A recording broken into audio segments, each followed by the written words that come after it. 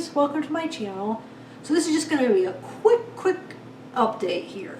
Well, it's not even really an update, just a quick video on couple posts that I got emailed, that Jenny emailed me. It's about the Suzanne Morphew case. It was so interesting that I had to just do a quick video on it real quick. So it was just a post that somebody posted, right? I'm not sure if this person is legit and this is true, but it is very interesting, so I thought I would share it with you. Okay, so it's two different people, two different posts. I don't know who posted this. Like I said, somebody just emailed me this. It was posted, I believe, maybe on Facebook. I'm not sure. But it is very interesting, and like I said, I know you guys love to hear any little detail, if there possibly could be any truth to it. Like I said, don't have any confirmation. I'm not sure if there is any truth to this, but I'll let you guys decide on how to take it. So it says, just was talking to my dad. He is part of a search and rescue in Chaffee County. I guess the personal item they were told to look for was Suzanne's journal. It was missing along with her. This was not the personal item they found. Whoever took Suzanne didn't want the police to find this. I still believe Barry is responsible.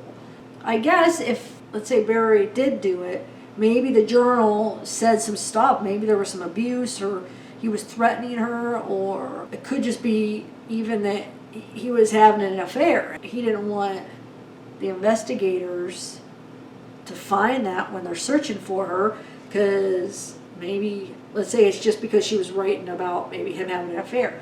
Well, if he did do something, he's not going to want the investigators to know he was having an affair, because that gives him some motive. So it could just be as simple as that he doesn't want he doesn't want the investigators to see. Because like I said, it would give him a motive if he was cheating on her.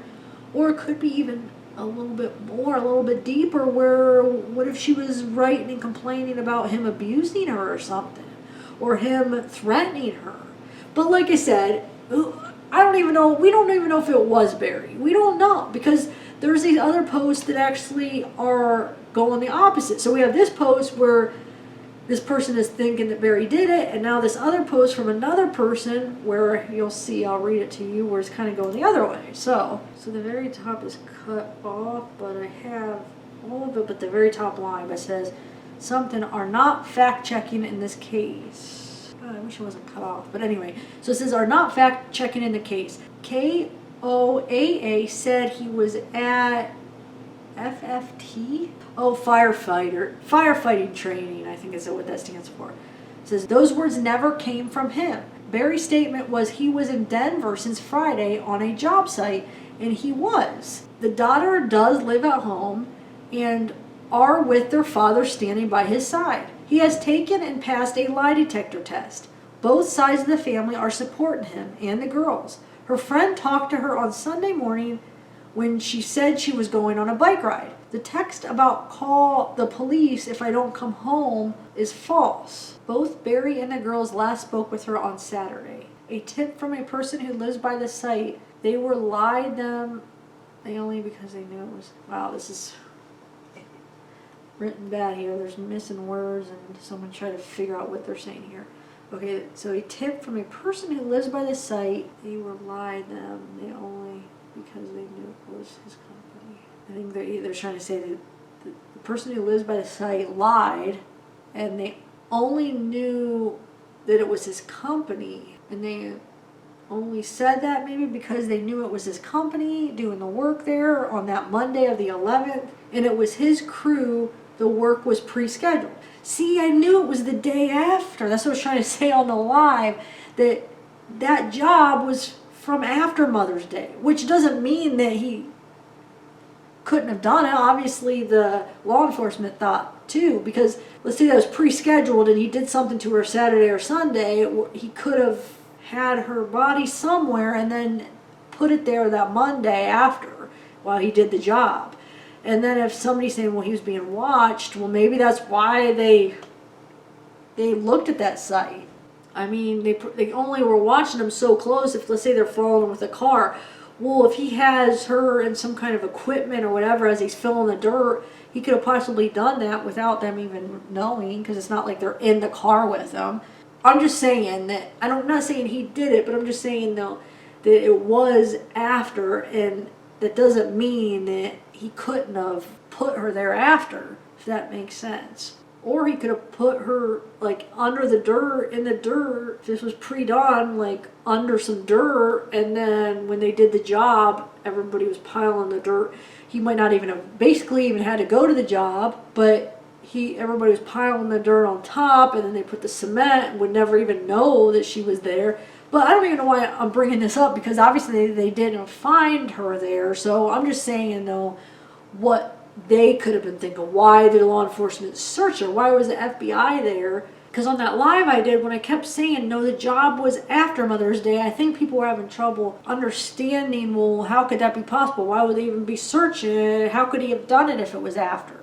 So I'm just showing you that he could have done it. Obviously he did it, or they didn't find anything. But I'm saying the reason why they thought that he could have done it, because the possibility, I'm trying to make you understand what I was even thinking, because I feel like everybody's like, well, what are you talking about? How could that be after? But how it could have happened that way. I don't think it did, but the possibility of how it could have, and what I was thinking, and probably what law enforcement were thinking too, because they took the time to go search it. So either he still did work after that, and he could have somehow had her somewhere and put her there after that. My guess is probably that he didn't work after that, because I mean, he didn't even have his car. They took his car and his cell phone and stuff. So I'm guessing the more likely thing that they were thinking is that he had already buried her under there. So when they went and laid the dirt and the concrete, she was already under there. They wouldn't have known, the workers.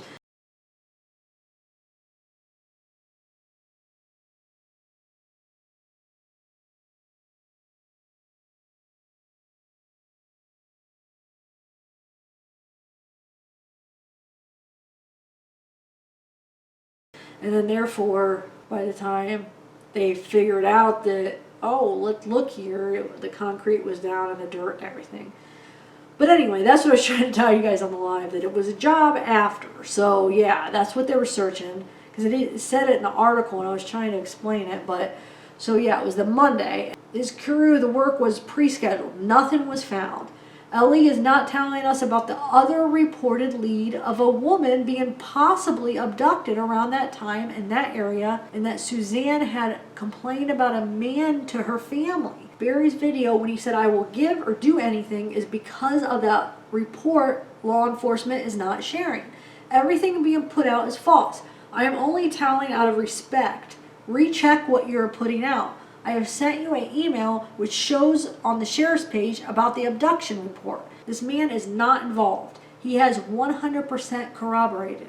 Everything has been false info, and the media is too much of a coward to correct themselves. So we got one of these posts saying that they think that Barry did it, and then this one saying no, he's been cleared. He's taken 2 lie detectors. There's somebody that abducted somebody else. There's a report of a woman being abducted around the same time, and then Suzanne had been complaining about a man basically maybe stalking her or watching her or something, complained to her family about that. So I don't know if it's true, if the first post is true, if the second post is true. It's just some interesting stuff. I did see another post, actually. I think I forgot to save it. Shoot. I can't find the other post, but I saw another post on Facebook where somebody said that it was known that Suzanne's brakes were basically broke. Her bike was broke. So when Suzanne's daughter got the text from her mom's phone, because supposedly she got a text from her mom's phone that she was going on a bike ride, that they knew something was wrong. Basically, they were kind of insinuating that the daughters knew that it wasn't her mom that texted, because her bike was broke. She wouldn't have been going on a bike ride. So somebody else used her phone to say that she was going on a bike ride. So I don't even know if it's been confirmed that the daughter got a text from her mom that morning about her going on a bike ride. I think that's just hearsay. And if there's any truth to her bike being broken and the daughter knowing for sure something was wrong, she's not on a bike ride, her bike's broke, and then that's when I guess she called the neighbor and said, go check on my mom. Something's wrong, because she knew she wouldn't be on a bike ride if her bike was broke. So she knew somebody else was using her phone. So I can't actually find the actual post again. I forgot to save it to read the exact words, but that's basically what it said. Okay, so it looks like that the CBI says that the home of Suzanne Morphew is released back to the family. Wow. So Blair Miller from Denver Channel 7 wrote this article. It says the home of Suzanne Morphew was released back to the family Tuesday, about a week after investigators took custody of the property as part of the investigation into her disappearance. The notice that the property had been released came from the Colorado Bureau of Investigation by way of the Chaffee County Sheriff's Department. The CBI said Tuesday that investigators spent the day reviewing and following up on tips reported regarding the Morphew's disappearance, and said there had been more than 400 calls directly to the tip line designated for her cause. On May 19th, Susan Medina, spokeswoman with the Colorado Bureau of Investigation, told Denver 7 that they cannot confirm that the Morphew's house was being searched, but said it is being held as part of the active investigation. The search warrant has been sealed by the court. Medina also said that despite online rumors, authorities are not confirming if Morphew's bicycle has been found or not. I thought they already did confirm that her bicycle was found. I'm confused. Didn't they? Wasn't that confirmed? I thought so. The CBI offered no further details into the investigation Tuesday beyond the number of tips that had been received and the details about the Morphew home. So anyone with information about the case is asked to continue reporting tips to 719-312-7530. So basically the only new thing in this article is that they released the home back to the family. So I don't know what that means, if that means they didn't find anything very important. Well, no, they probably just got the evidence, they got what they needed, and they have to release it sometime back to the family. So it's crazy. I just thought they would have found something by now, but I just hope it's not one of those cases like Fotis Dulos and they don't find her. That would be, that's not good, because they still have not found her, and now Fotis is gone, and they never found Jennifer. But besides that, there's nothing new. There's no other new updates. So they're still searching. Let's just hope they find her, man. Hopefully it's the case like, I can't even think of her name right now. I even did a video on her. But the one lady that basically got kidnapped for a few days and then came back safe. There's a lot of different theories on that, but she did come back safe. So hopefully it was a case like that. It's just not looking good. But I'll keep you updated if anything comes up. Like I said, there's no new updates of any confirmation of anything from like the law enforcement. But I just felt these posts were kind of interesting. I don't know if you guys have heard about them or not. Like I said, somebody just emailed me those, so just find it kind of interesting. Actually, I got somebody emailed me that was a couple days ago, but I'm just now getting around to making a video because I was working on some other videos. But anyway, so let me know what you guys think, if you think there's any truth to it. Him never saying he was at a training course, but he was at a job site for his landscaping. So I just want to bring up the one part in the post where the person said that Barry never said he was at a training course. I still think the reason that confusion took place about where was Barry at, was he doing something for fire training, for his firefighter job, or his landscaping, is probably because it got out that he said that he was out of town for work. I mean, that makes the most sense. A reporter probably heard the fact that he was out of town for work, and then they ran with, okay, where does he work? Oh, some of them said, he was a firefighter, so maybe there was some kind of training course out of town. So some said that, and then some said, he's a landscaper, maybe he had a job out of town. So I think that's where the confusion came, where each reporter kind of interpreted what that meant for Barry to be out of town for work. That's the only thing I could guess of why, like, some people say landscaping and some people say firefighting. It's probably just out of town for work. But see, I don't know if this already, there's a part of this post that's already not true as far as what the law enforcement have said, because they said that she was last heard of on the 9th, which would be Saturday. But this post about him being cleared and taking a polygraph, it says her friend talked to her on Sunday morning when she said she was going on a bike ride. But if that's the case, then that's not true, because if if she wasn't heard of since the 9th, then how could her friend have talked to her on Sunday? So is this person not telling the truth? Because, I mean, if you find one lie in it, then you have trouble believing the whole thing. Unless if that talking to her was just a text. So maybe they're using as far as who actually spoke to her, where they knew for sure they were talking to Suzanne. Maybe when they look at it like that, then the last person that really heard from her for sure was on the 9th, because it's the last person that actually talked to her. So actually, that could be just the case. Maybe it was just a text, and they can't say that that was for sure her texting. So anyway, yeah, so you have that one that says that Barry's basically clear and his daughters are standing behind him. And then also about law enforcement not telling us about the other reported lead of a woman being possibly abducted around that time in that area. And about Suzanne complaining about a man to her family. But see, I have trouble believing that's true, because then why wouldn't the law enforcement have said something different in the press release? Because when they have somebody, like somebody that they don't know, and that's abducting people, and they're looking for somebody that's been abducted, they would have handled the press conference different. They would have said something different. They would have gave Suzanne's height, weight, eye color, hair color.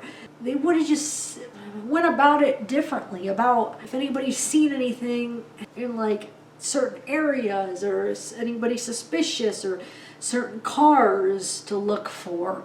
But the fact that they're not acting like that there's somebody that is kidnapping people, that's not something that they just keep like hidden. Yeah, if they're on to somebody, they're not going to tell you who, but they would, I don't know, I just feel like from past like kidnapping and abduction cases, they have people searching, they announce things, they have you trying to look for her, they give some facts. The fact that they're not doing that, I don't know, it's just hard to believe. You say reported lead of a woman, and if there's another person, another woman that's been abducted, I mean, why wouldn't they tell people so the public could help? And then why waste that time digging up property that Barry did landscaping at and use all that manpower? If there was another woman that was abducted in the same area and that Suzanne was complaining about a man, wouldn't that be reason to believe that it's not Barry? Wouldn't they be using that manpower to help find this other person? That's why I have trouble believing that this post is true. I don't know. It just doesn't make sense that how they're. You wouldn't think they would have handled it, or that they would handle it the way they're handling it if they knew it was an abduction, or they had reason to believe this. Unless if for some reason it's because what they know, and if they release too much information, they won't be able to catch the person, they're on to him maybe, I don't know. But the fact that they dug up Barry's old job site is really making it hard to believe that this post is true.